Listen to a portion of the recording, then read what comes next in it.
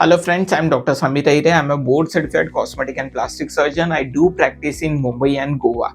And in today's video, I'm going to tell you what are the things you should not do or you should be careful or you should keep in mind before going ahead with augmentation with implants. So the first thing here is people do say don't touch your breast, but we would say you're supposed to touch your breast, feel your breast. A kind of a light touch is definitely allowed because it helps in faster recovery.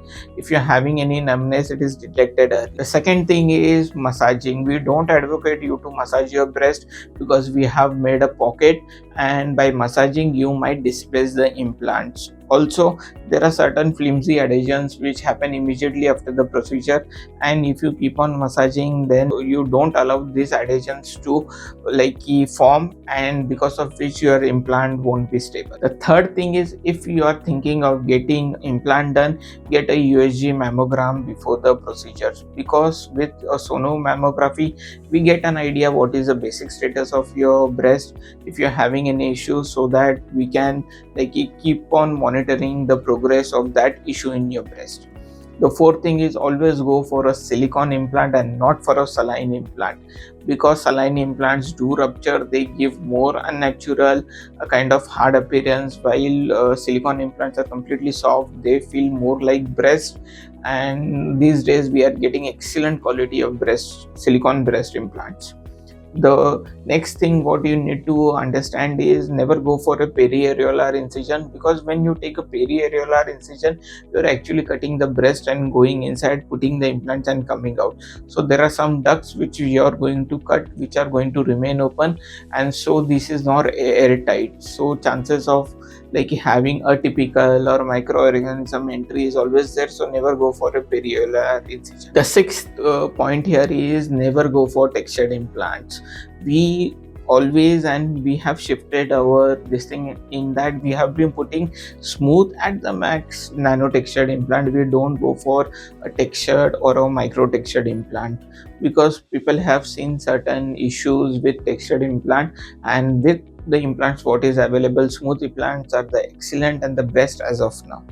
The seventh thing you need to understand is how to select the size. Never select a size based upon Instagram or YouTube videos. You are supposed to go visit a plastic surgeon. He'll give you some sizes to wear. After putting those sizes, you get an idea of what looks good on you, and depending upon that, you can select. Definitely, it's not 100%, but then you can give a range whether you need to put like 350 or 400, so that your surgeon can take the best call in putting the implant within this range. The next thing is, people do say first complete your pregnancy and then go for breast implants. I'd say no, it's not compulsory. You can put a breast implant if you are not pregnant, if you are not married. The reason is, we do put the implant below the fascia. It's not in direct contact with your breast, so definitely you can put implants without you have not completed your family, then also you can go ahead with it. The next thing, there is a trap in which people say you need to change your implants every 10 years. I'll say no. If you are not having any problems, if you are not having any complaints, don't change your implants, but then definitely visit your surgeon every yearly once. Let him examine your breast.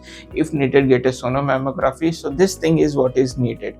The next thing is, people do say there is associated sickness with breast implant, but to tell you frankly, we have data of more than 40 years with us, and we have not found or not associated sickness, any kind of medical sickness, with silicone implants. The 11th thing is, if you are having swelling, redness, go visit your plastic surgeon, because whatever is the issue, he'll be able to control it very easily if you go early.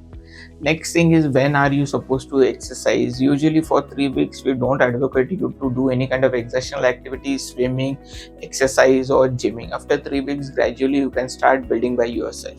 The next point here, very important thing is, you are not supposed to walk or behave like a robot by keeping your hand by your side. You are supposed to lift your arms, take your arms above your head, unless and until there are specific things or your plastic surgeon has suggested to avoid this thing. Otherwise otherwise you are supposed to do all your daily activities and do whatever you were doing before the procedure. Regarding your scarring, the next thing is regarding your scar. Yes, we are very aggressive in your scar. We ask you to put steroid, we ask you to put silicone oil, we asked you to put silicone gel sheet, we asked you to massage. All these things you should follow, because if you follow all these things you end up with a minimal and a very beautiful scar. And the last point is, you are not supposed to sleep on your tummy, you are supposed to sleep straight. Alternatively, you can sleep sideways by giving good support under your breast, a good soft cushion. Otherwise, you are supposed to sleep in a straight supine position.